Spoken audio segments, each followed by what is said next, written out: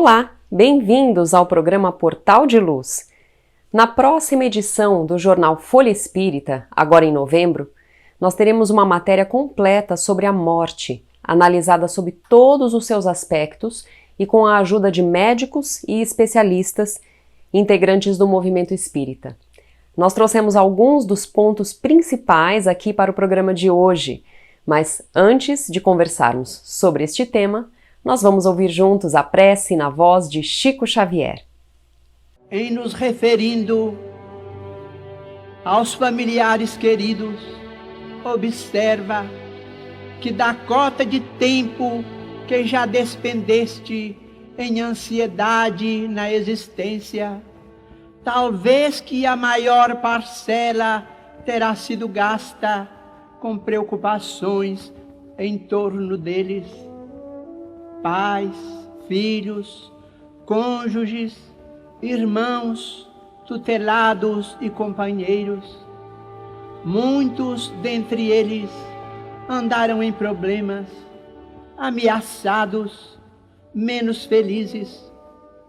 Terão sofrido tentações e jazem desorientados, suportando prejuízos e se acham atormentados por isto mesmo, em aflição e desânimo, à vista de provas atravessadas, provavelmente evidenciem alterações de comportamento e, por vezes, aversião, internado em erros e labirintos, cujos meandros obscuros levarão muito tempo a superar.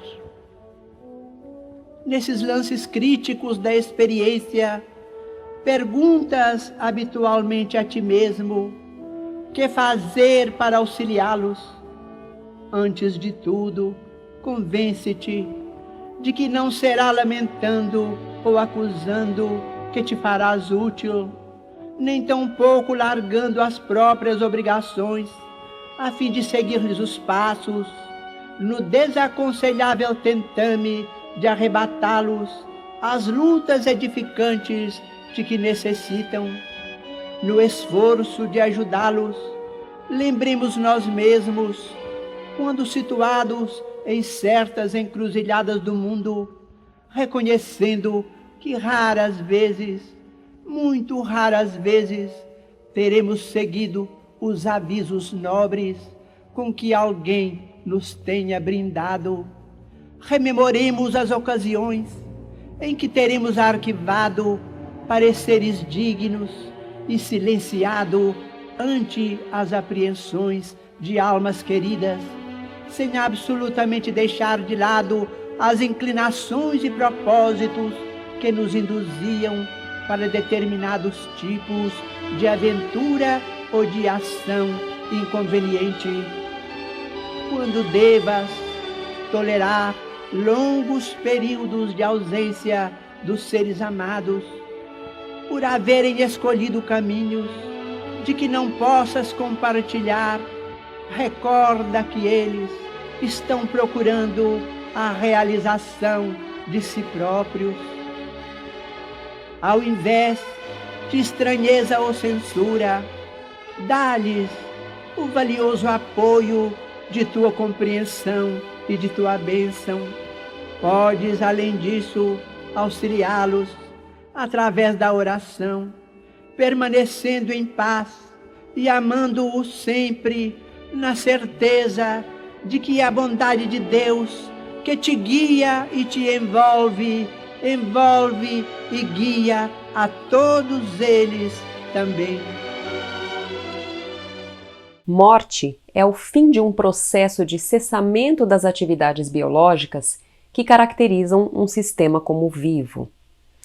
Leon Denis, na sua obra Depois da Morte, afirma o seguinte: a morte não é mais do que uma transformação necessária e uma renovação, pois nada aparece realmente. A morte é só aparente, somente muda a forma exterior. O princípio da vida, a alma, fica na sua unidade permanente e indestrutível. Esta se acha além do túmulo, na plenitude das suas faculdades, com todas as aquisições com que se enriqueceu durante a sua experiência terrestre. Luzes, aspirações, virtudes e potências. Eis aí os bens imperecíveis a que se refere o Evangelho, quando diz: os vermes e a ferrugem não consumirão, e nem os ladrões a furtarão, pois são as únicas riquezas que poderemos levar conosco e utilizar na vida futura. A doutora Marlene Nobre, no livro Nossa Vida no Além, mostra que morrer é um processo complexo. Do ponto de vista físico, ele pode até ser fácil, mas ela diz o seguinte: complicado é desencarnar, é desprender-se a alma dos laços que a retém no plano material. Mas como bem nos diz Leon Denis, a morte e a reencarnação que lhe segue, em um tempo dado, são duas condições essenciais do nosso progresso. Allan Kardec detalhou o mecanismo desse desprendimento da alma, usando os ensinos tanto que recebeu dos benfeitores espirituais, como das próprias entrevistas que ele fez com muitos desencarnados. Os principais tópicos listados por ele nós vamos ler aqui, porque são muito esclarecedores. Primeiro, a extinção da vida orgânica acarreta a separação da alma em consequência do rompimento do laço fluídico que a unia ao corpo. Mas esse desprendimento nunca é brusco e ele só termina quando não tiver mais nenhum átomo do perispírito unido ao corpo físico. O número de pontos de contato existentes entre o corpo e o perispírito é responsável pela maior ou pela menor dificuldade dessa separação no momento da morte. Se a união permanecer, a alma poderá sentir a decomposição do próprio corpo, como acontece no caso dos suicidas. Já na morte natural, por velhice ou por doença, a separação é gradual. Para aquele que buscou se desmaterializar durante a própria existência, buscou bons valores, acaba esse desprendimento antes mesmo de acontecer a morte. Agora, para o homem mais materialista, mais apegado à matéria, é difícil e pode durar dias, semanas e até meses. Na transição da vida corporal para a espiritual, nós temos um momento de perturbação. A alma experimenta um torpor que paralisa momentaneamente as suas faculdades e que neutraliza parcialmente as sensações. É por isso que quase nunca testemunhamos de forma consciente aquele nosso último suspiro de vida material. Quando nós saímos desse torpor, só depois é que vamos ter um despertar, mais calmo ou mais agitado, dependendo justamente do nosso estado moral. Bom, além desses itens, nessa edição especial da Folha Espírita sobre a morte, foram questionados médicos e estudiosos do movimento espírita para sanar dúvidas bastante comuns de todos nós sobre esse tema. E nós vamos agora trazer aqui alguns exemplos muito bons. Como falar sobre a morte com crianças? Essa pergunta foi feita para a doutora Ana Paula Vecchio, que é pediatra da AME Goiás.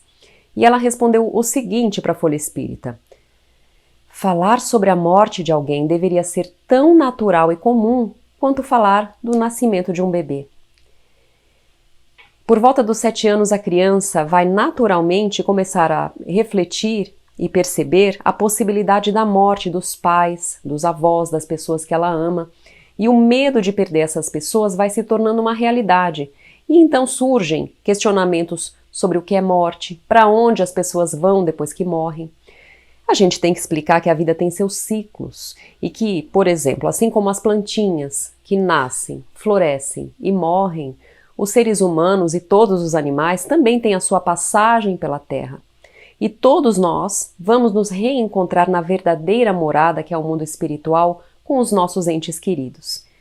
Nós devemos falar sobre a desencarnação sem desculpas como virou uma estrelinha, virou um anjo. Falar abertamente e permitir que a criança também expresse os seus sentimentos, medos e dúvidas. Outra pergunta: como consolar uma pessoa que gostamos e que perdeu alguém amado? O Dr. Flávio Brown, médico psiquiatra da AME Santos, foi quem nos respondeu. E ele explicou que não podemos medir o sentimento de alguém que passa por uma perda de alguém que ama. Cada um de nós já passou, ou está passando, ou vai passar por esse momento tão duro de uma despedida. E para que nós consigamos ser o ombro amigo de alguém que agora está passando por essa perda, basta sermos humanos, chorarmos junto, falarmos do amor vivenciado por quem partiu, sem julgar defeitos ou qualidades. E, mesmo sendo espíritas, não precisamos buscar uma superação rápida da dor, porque cada um tem o seu tempo. E devemos tentar, isso sim, oferecer uma atitude de solidariedade a quem está sofrendo essa perda. Outra pergunta: é adequado pedir uma mensagem daquele que já morreu? E quem nos responde é o Geraldo Lemos Neto, da Casa de Chico Xavier, em Pedro Leopoldo. E ele fala o seguinte: não é adequado insistirmos em pedir notícias dos nossos familiares desencarnados. E ele lembra que Chico Xavier sempre respondia a quem o perguntava sobre isso, uma frase bastante conhecida de todos nós, que o telefone toca de lá para cá, ou seja, não sabemos quando virá a mensagem. Sabemos que dói a desencarnação de alguém que amamos, mas que devemos também entender a vontade de Deus, que sabe o melhor para o desenvolvimento espiritual nosso nesta encarnação. Portanto, devemos aceitar com paciência, com resignação. E na hora certa, se assim Deus permitir, receberemos notícias dos nossos parentes desencarnados. Nós temos que lembrar, acima de tudo, que toda separação é transitória, é passageira e que em breve todos nós vamos nos reencontrar. Outras questões muito esclarecedoras que são levantadas nessa matéria são: como ter uma boa morte do ponto de vista da doutrina espírita? É correto conversarmos com amigos e parentes que reencontramos durante um velório, já que muitas vezes a gente não se encontrava com eles há tempos? Como lidar com o luto? Há problemas em manter velas acesas diante das fotografias de quem já se foi? E, por exemplo, é ruim ter apego a objetos pessoais dessas pessoas que já desencarnaram? Quem quiser ler esta e outras perguntas e a matéria completa, é só acessar o site do jornal www.folhaespírita.com.br. Desde o início da pandemia, o site da Folha Espírita está aberto a todos e não somente aos assinantes. Vamos agora a um breve intervalo e voltamos já.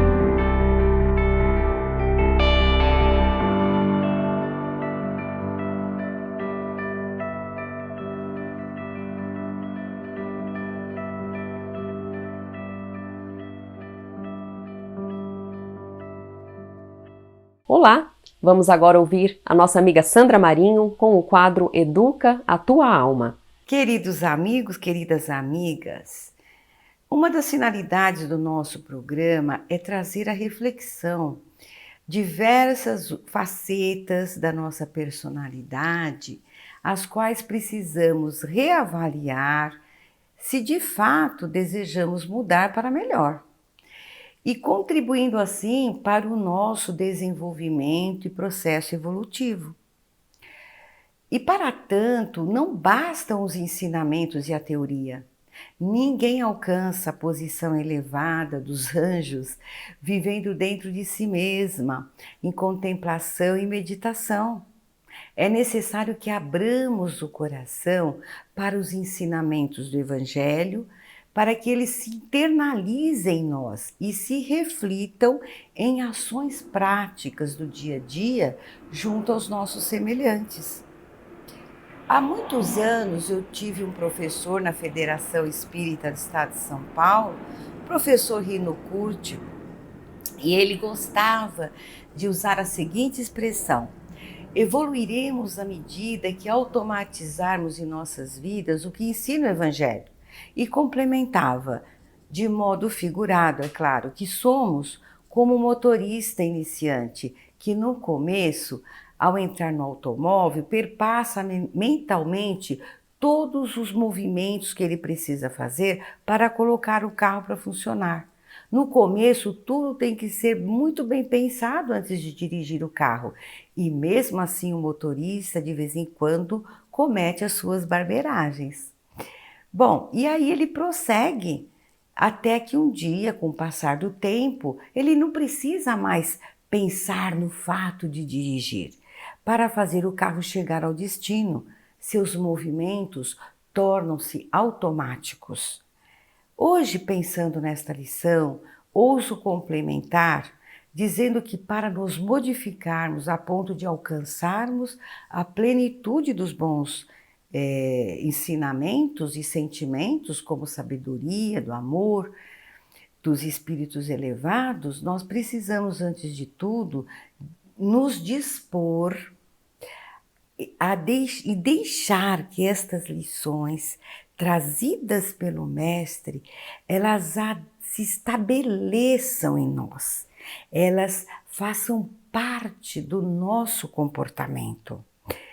À primeira vista parece simples, então por que será que a gente vem vindo séculos e séculos aí, nos batendo de encarnação em encarnação, atravessando, né, todo esse tempo, e hoje, em pleno século XXI, aqui estamos novamente, né, com as mesmas dificuldades de abandonar o velho e dar espaço para o novo. O novo, que não é tão novo assim, né, porque é o novo que chegou com Jesus na claridade do seu Evangelho há mais de 2000 anos. Outro dia eu li uma historinha bem oportuna na página do Momento Espírita, mas que também a gente encontra em outros sites e blogs, que ilustra muito bem a mensagem que gostaríamos de deixar aqui hoje. A sala estava repleta, começa assim, repleta de convidados, todos curiosos para ver a obra de arte ainda oculta sob um pano branco. Falava-se que o quadro era maravilhoso, era lindo. As autoridades do local estavam presentes, entre fotógrafos, jornalistas e outros convidados, porque o pintor era de fato muito famoso. Na hora marcada, o pano que cobria a pintura foi retirado e todos os presentes aplaudiram calorosamente. O quadro realmente era magnífico. Tratava-se de uma figura de Jesus linda e ele batendo suavemente à porta de uma casa. O Cristo parecia vivo e atento, como que desejando ouvir lá de dentro que alguém que respondia. Houve discursos, elogios, todos admiravam aquela obra perfeita. Contudo, um observador curioso, e sempre tem um, né, achou uma falha grave no quadro. A pintura não tinha porta, nem fechadura. Dirigiu-se então ao artista e perguntou indignado: a porta que o senhor pintou não tem fechadura. Como é que o visitante poderá abri-la? E o pintor respondeu calmamente: é assim mesmo. A porta representa o coração humano que só se abre pelo lado de dentro. Importante dizer que a história em questão se refere a uma pintura alegórica intitulada A Luz do Mundo, produzida pelo artista inglês William Rowan Hunt. Ele nasceu em 1827 e morreu em 1910. Mas essa obra ela foi reproduzida em várias outras versões por outros artistas.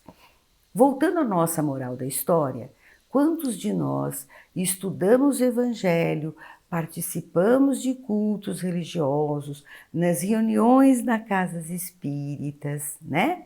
E lemos e discorremos os ensinamentos de Jesus, mas trazemos o coração ainda fechado? Não nos sensibilizamos o bastante para nos autoconhecer à luz do Evangelho? Nos desarmar dos escudos que trazemos, escudo do orgulho principalmente, que não nos deixa reconhecer as nossas fraquezas, nos impede de ver o quanto recebemos de apoio e nos engana, fazendo-nos pensar que a nossa razão, que a razão da nossa dor está sempre no outro. A causa do sofrimento que passamos é do outro. Abrir o coração, gente, significa nos colocarmos prontos para receber e internalizar o Evangelho em nós.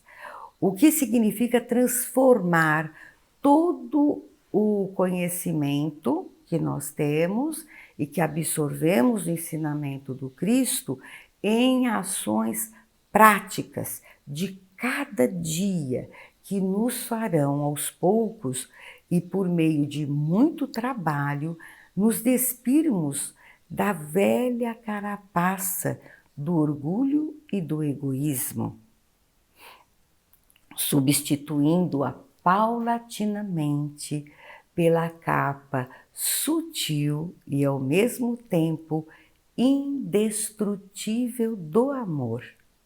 Abrir o coração é o começo, é a chave para adentrarmos um novo mundo interior.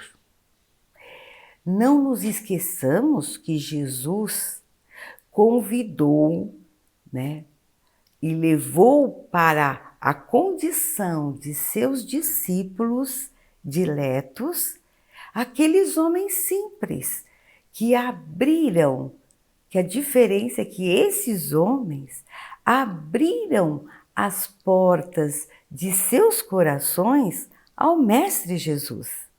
Pensemos nisto e até o próximo encontro. Vamos agora a um breve intervalo e voltamos já.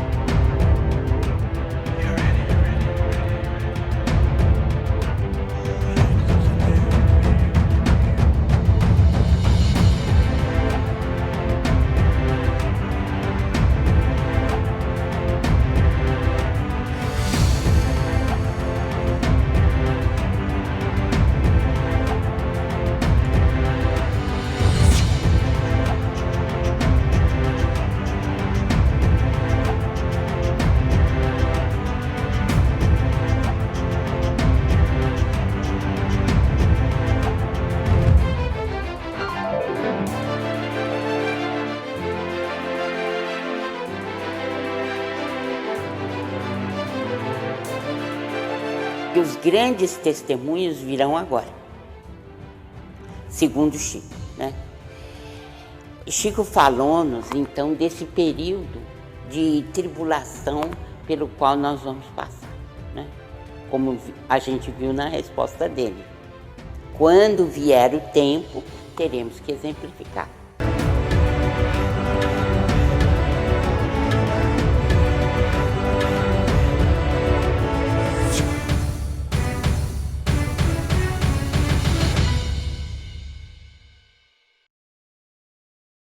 A Creche Lar do Alvorecer é uma entidade assistencial mantida pelo Grupo Espírita Caibar Schutel. Localizada em Diadema, tem como propósito trabalhar pelo desenvolvimento de uma cultura de paz através da educação e da assistência a crianças, jovens e adultos. São 250 crianças atendidas diariamente. Conheça nossas atividades e colabore conosco pelo ideal de um mundo melhor.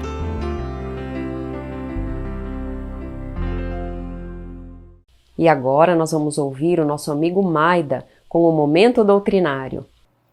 Olá, amigas e amigos, sejam bem-vindos a mais um encontro do Momento Doutrinário.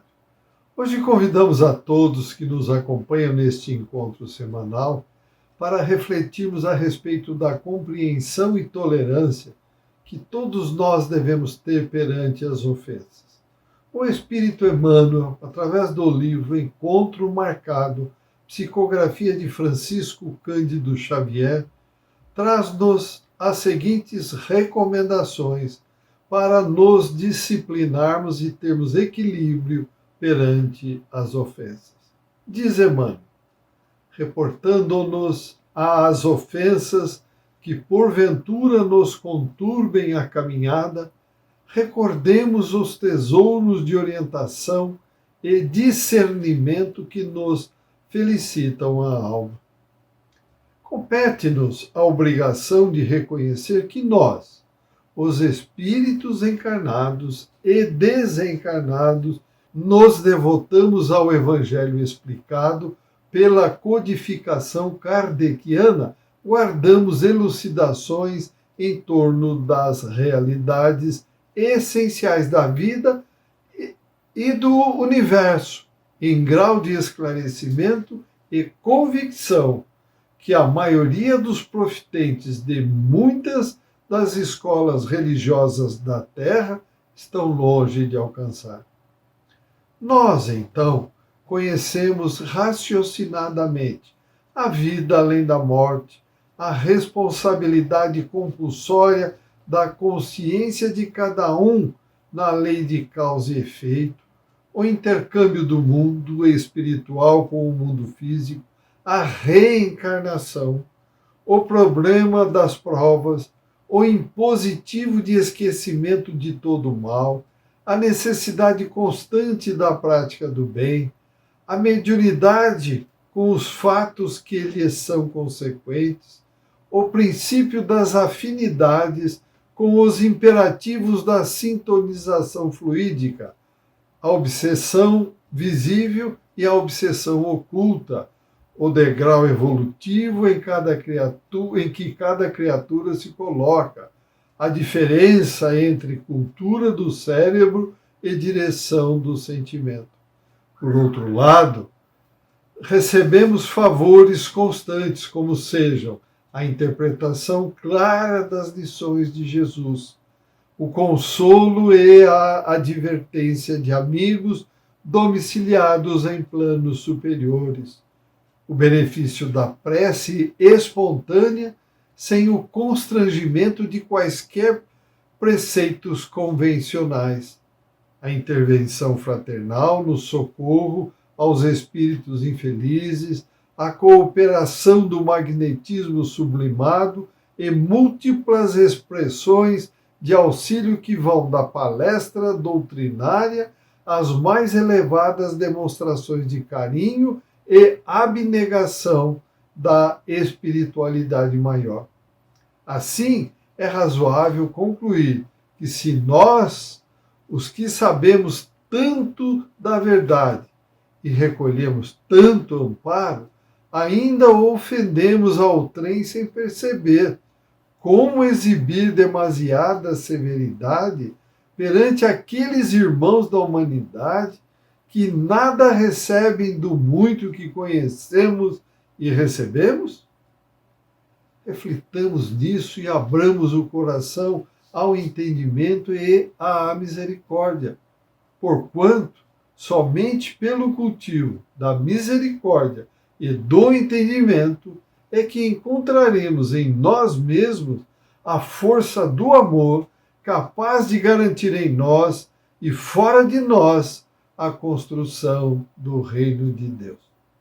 Boas reflexões, saúde, paz, harmonia, equilíbrio, amor e uma ótima semana. Vamos encerrando o nosso programa de hoje por aqui.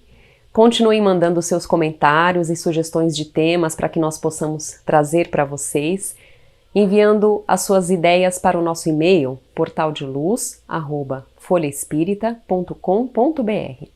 E acessem também o nosso canal no YouTube, Kai Bar-Schutel, programa Portal de Luz. Muito obrigada e até a semana que vem!